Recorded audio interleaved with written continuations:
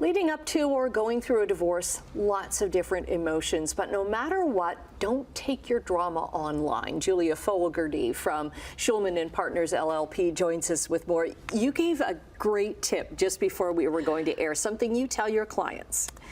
First of all, thank you for having me here.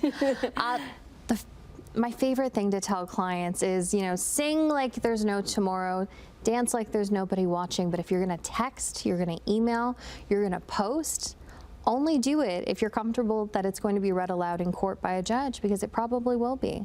Okay, because judges and lawyers look for these kind of things. We do. So we're a no-fault divorce province. So just to preface the discussion, yes, it's not going to have an impact generally on your financial division, but when you have kids, any kind of behavioral issues or any kind of issues in that line of things do have an impact.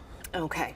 And sometimes online behavior can lead to divorce, as we saw last week with the Coldplay. Yeah. Oh my goodness. So that's kind of something to keep in mind as well. If you're having an affair, or just know that, like, it's everywhere, right? Social media, cameras are everywhere. There's always somebody watching. You know what? Whether it's a colleague or a friend or an entire concert stadium, you always need to be mindful of the things that you're doing in public, because it's not like it was, 30, 40 years ago, where you can walk around and have a conversation and that conversation only exists in that one period in time, in that one place. Now it's everywhere. You never know if there's a TikToker or there's somebody doing something. Or even taking pictures. I'm thinking like taking pictures in a restaurant kind of thing of food. Absolutely. And you could be there and it's like, who's that? Who's that with you? Well, yeah, and then there's all these technologies nowadays with AI as well, where they have systems where they can track faces and they can do things as things are being uploaded into posts. I think it's going to get a lot worse before anything. I don't know if it'll get better. Okay, and then sometimes, like, it just gets ugly. Like we've seen, this isn't a divorce, but it's kind of that separation of friendship between Elon Musk and Donald Trump. That is definitely a separation of epic proportions.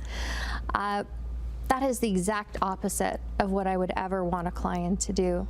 Airing your personal laundry like that on social media, in a public a public platform. Wow, I'm getting tongue-tied this morning.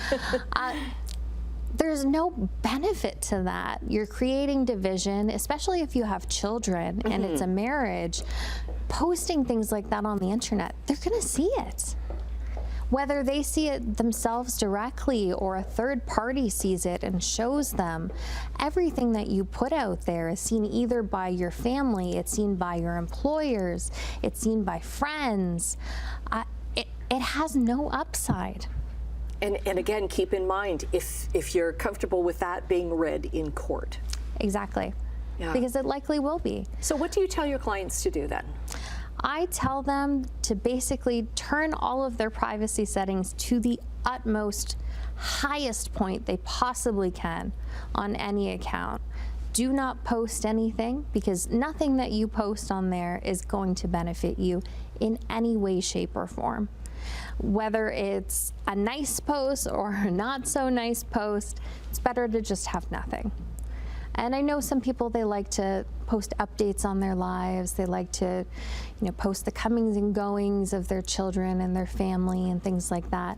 But there's also dangers of posting these things. If you're posting photographs of your children on the internet, there's exposure to a whole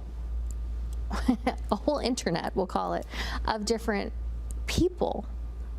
So it's better to just limit that as much as possible. Limit putting that out there. Limit the ability of someone else to try to turn something that was a positive thing for you into a negative in court. Like, I can imagine it's also a way of avoiding going down the rabbit hole yourself, right? Because you're not in a great headspace when you're going through something like that, and probably looking for anything. No, exactly. Everybody's going to do a deep dive. And one of the first things I know maybe I don't do it personally, maybe I have someone else do it, but we always take a look to see what's been posted. Yeah. Because you never know. Someone may be up there posting these really crazy diatribes, because they do. Because they do. Yeah. They really, really do. Okay, Julia, we've run out of time, but yeah, some good goodness. advice. Good advice. It's always from you, nice as speaking always. to you. Thank you. We'll get your links up on our website at chch.com/morninglive.